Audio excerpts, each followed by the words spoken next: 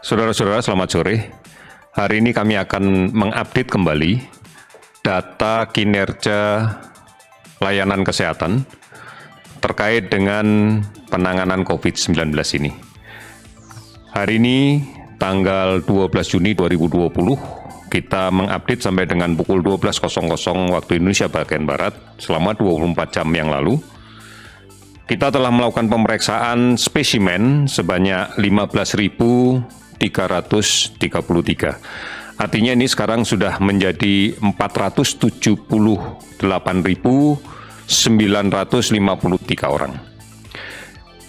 Dari jumlah spesimen yang kita update, tentunya kita bisa melihat bahwa kalau dihitung jumlah orang yang diupdate, yang dites, kalau kita menghitung seluruh angka nasional, memang per 1 juta penduduk sedikit nilainya. Namun kita pahami bersama bahwa tiap-tiap daerah tentunya memiliki ancaman epidemiologi yang berbeda. Kita tahu bahwa negara kita ini adalah negara kepulauan, lebih dari 17.000 pulau yang diantarai oleh selat dan laut. Tentunya ini juga menjadi barrier terkait dengan risiko ancaman pandemi. Oleh karena itu, tidak memiliki ancaman yang sama dari satu pulau ke pulau yang lain, dari satu komunitas ke komunitas yang lain.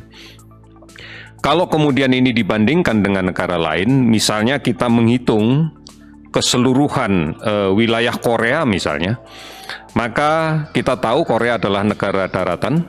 Kita lihat bahwa per 1 juta penduduk yang dilakukan pemeriksaan, dilakukan tes adalah 20.810. Kemudian kalau kita lihat Malaysia, 19.120. Kalau kita lihat Vietnam, 2.827. Namun jika kemudian angka ini kita analogikan dengan apa yang telah dilakukan oleh pemerintah daerah DKI, maka kita lihat bahwa per 1 juta penduduk di DKI, pemeriksaan sudah dilaksanakan sebanyak 17.954 orang. Artinya angka ini sebenarnya tidak kemudian mengesankan bahwa kita tidak menangani dengan baik.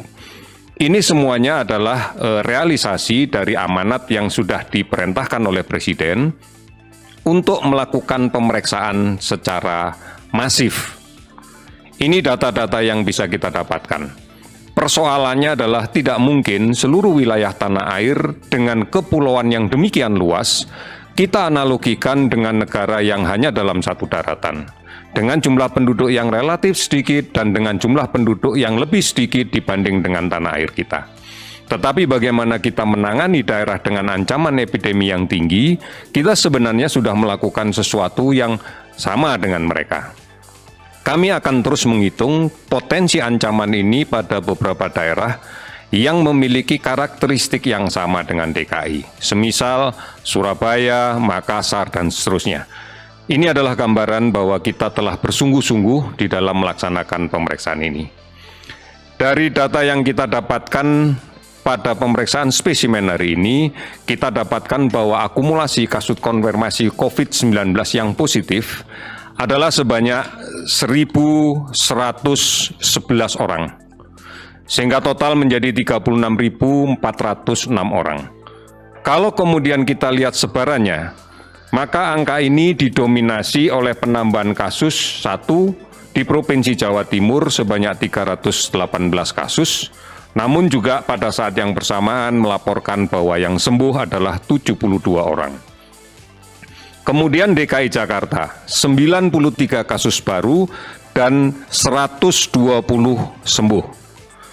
Kemudian Sumatera Utara 88 kasus, belum ada laporan sembuh. Sulawesi Utara 65 kasus, belum ada laporan sembuh. Kalimantan Selatan 60 kasus dengan 15 sembuh.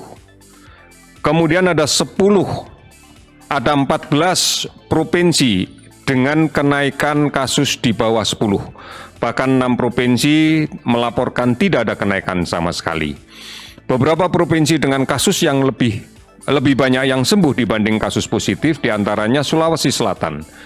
Hari ini melaporkan 58 kasus, namun dilaporkan juga 73 sembuh. Jawa Tengah 44 kasus baru 50 sembuh. Kemudian Sumatera Selatan 33 kasus baru 38 sembuh. Nusa Tenggara Barat 23 kasus dilaporkan 72 kasus sembuh. Jawa Barat 19 kasus positif baru 41 sembuh. Sumatera Barat 10 kasus baru 15 sembuh. Kalimantan Timur 8 kasus baru 11 sembuh. Ini adalah bukti bahwa memang sekarang persentase kesembuhan jauh lebih tinggi dibanding dengan kematian. Kalau kita perhatikan data akumulasi sampai dengan kondisi saat ini, 35,8% sembuh, sedangkan kematian berada di kisaran 5,67%. Saudara-saudara, kasus sembuh total untuk hari ini sebanyak 577, sehingga kemudian total bisa menjadi 13.213. Meninggal 48, total menjadi 2.048. 424 kabupaten kota telah terdampak COVID-19 di 34 provinsi. Sementara orang dalam pemantauan yang dilakukan sampai dengan saat ini akumulasinya ada 37.538, sementara pasien yang dalam pengawasan adalah sebanyak 13.923 orang. Ini kita maknai bahwa sebagian besar provinsi sudah menuju ke grafik yang cenderung untuk menurun. Bahkan banyak yang kemudian dalam beberapa hari terakhir ini tidak dilaporkan ada kasus baru. Pemeriksaan laboratorium yang secara masif kita lakukan, kemudian kontak tracing yang secara agresif kita lakukan, inilah yang kemudian menggambarkan banyaknya kasus positif yang didapatkan, serta kemudian banyaknya kasus sembuh yang bisa kita laporkan. Saudara-saudara, kita tidak bisa melihat seluruh permasalahan COVID-19 di wilayah tanah air ini dalam satu perspektif data yang sama. Berbagai macam perbedaan pasti akan kita dapatkan, baik terkait dengan risiko maupun terkait dengan kepadatan penduduk. Inilah yang kemudian tidak mungkin kita membandingkan secara langsung antara kondisi negara kita yang demikian luas dengan kepulauan dan jumlah penduduk yang demikian padat serta sebarannya yang tidak merata, sama dengan negara-negara yang relatif berupa satu daratan dengan penduduk yang relatif sedikit. Inilah kajian yang harus kita lakukan setiap saat, sehingga kebijakan yang dibuat pun juga tidak bisa general berlaku untuk keseluruhan. Ini yang harus kita pahami.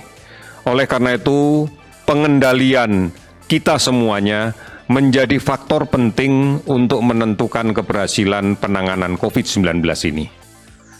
Tetap untuk patuh dan disiplin dengan protokol kesehatan, menjaga jarak, menggunakan masker, mencuci tangan dengan menggunakan sabun, pola hidup bersih sehat, cukup aktivitas fisik dan istirahat, ini menjadi penting.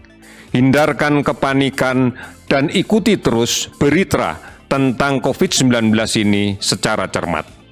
Karena kita tahu bahwa cara inilah yang bisa kita gunakan untuk bersama-sama mengendalikan COVID-19 ini. Kami yakin bahwa kita semua bisa melaksanakan. Kita pasti bisa. Terima kasih, selamat sore. Dapatkan update video terbaru berita Indonesia.link dengan cara subscribe lalu klik tombol lonceng dan ikuti semua sosmed kami. Jangan lupa ya.